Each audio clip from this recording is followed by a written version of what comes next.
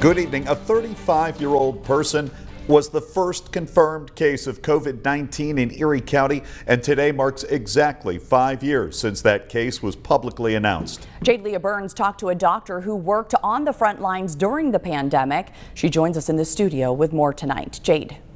Sean and Jen, Dr. Courtney Sampson from St. Vincent says everything has completely changed since that day. On March 18, 2020, former Erie County Executive Kathy Dahlkemper addressed the area with news many people hoped would never reach the region. This morning, we received confirmation of our first COVID-19 case in Erie County.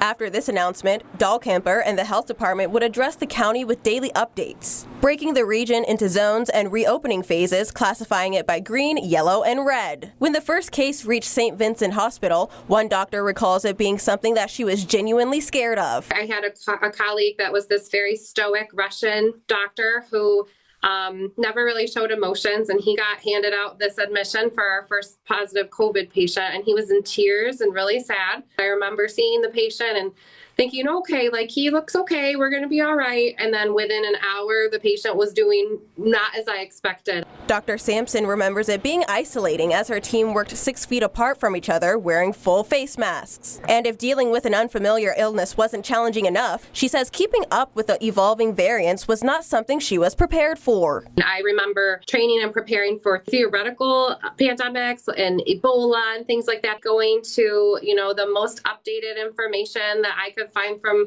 trusted resources like that doctor from like NIH and things like that, and not getting clouded by things in the news. Dr. Sampson says the one thing that helped her team navigate through the pandemic was their on-site COVID task force. We had plan upon backup plan, but it never got to the point where we had to turn away patients, and thank goodness. My biggest worry was if we had to decide who could get a ventilator and who wouldn't. Thankfully, it never hit so bad that we weren't ready for the surges. According to the CDC, everyone ages 6 months and older should get the 2024-2025 vaccine. This includes those who have already received the previous vaccine, and people who have had COVID, and people with long COVID as well. Sean. Jade Leah Burns reporting tonight. Thank you, Jade.